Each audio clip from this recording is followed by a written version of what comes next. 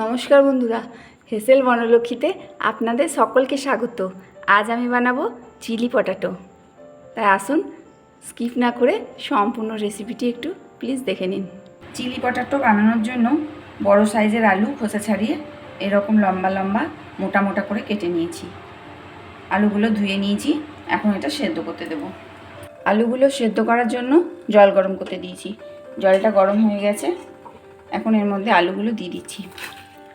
আলুগুলো কিন্তু পুরোটা সেদ্ধ করব না, 40% সেদ্ধ করব।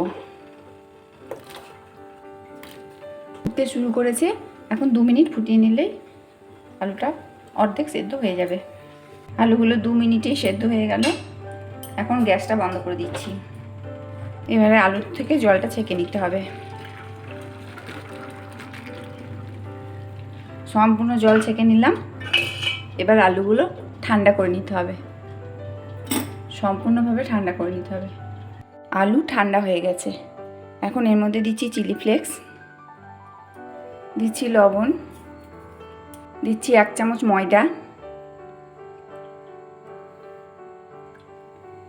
আর দিচ্ছি 1 চামচ কর্নফ্লাওয়ার। এখন এটা খুব ভালোভাবে মিশিয়ে নেব, যাতে আলুর গায়ে ময়দা কর্নফ্লাওয়ার সব লেগে যায়। আলুটা খুব ভালোভাবে মাখিয়ে নিলাম। এখন এগুলো 10 মিনিট রেস্টে রাখবো, তারপর রান্নাটা শুরু করব। 10 মিনিট হয়ে গেছে, এখন কড়াইয়ে সাদা তেল গরম করে নিয়েছি। এবার আলুগুলো ভেজে নিতে হবে। হাই ফ্লেমে আলুগুলো একটু মুচমুচে করে ভেজে নেব। আলুগুলো ক্রিপসি করে ভেজে নেওয়া হলো, এবার এগুলো তুলে নিতে হবে। এই তেলে আবার আলু ছেড়ে দেবো। এইভাবে সব আলুটাই ভেজে নেব।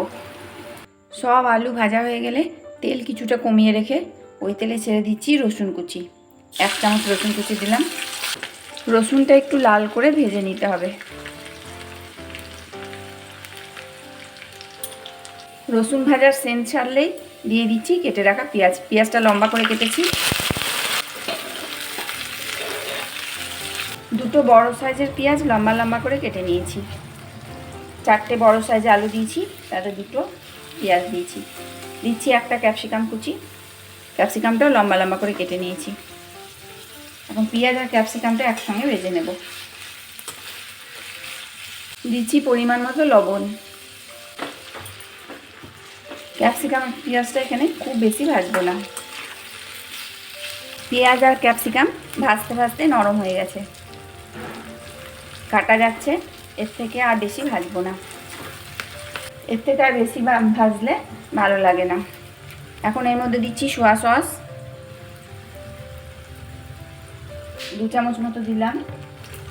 দিচ্ছি 1/2 চামচ মতো চিলি সস, আর দিচ্ছি টমেটো সস, 2 টেবিল চামচ দিলাম। এখন এটা ভালোভাবে মিশিয়ে নেব। এখন 1/2 চামচ কর্নফ্লাওয়ার অল্প জলে গুলে নিয়ে এর মধ্যে দিয়ে দেব।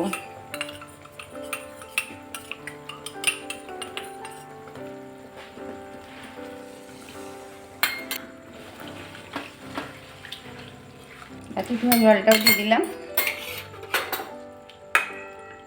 স্বাদের ব্যালেন্সের জন্য দিচ্ছি সামান্য চিনি। এইভাবে চিলি পটাটো বানিয়ে দেখুন, বেশ ভালো লাগবে। আর রেসিপিটা যদি আপনাদের ভালো লাগে তাহলে প্লিজ লাইক শেয়ার কমেন্ট করুন।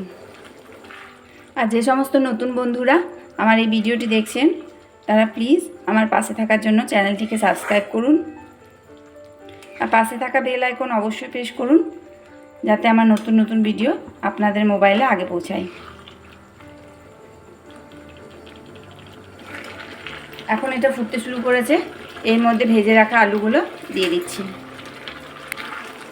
খুব ভালোভাবে মিশিয়ে নেব।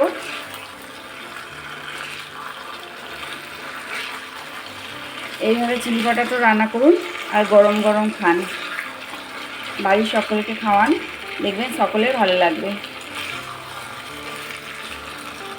খুব ভালোভাবে মিশিয়ে নিলাম। এটা আর বেশিক্ষণ নাড়বো না।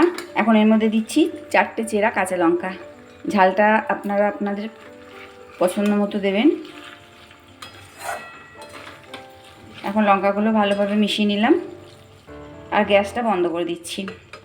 আমার এই চিলি পটেটো রান্না হয়ে গেল।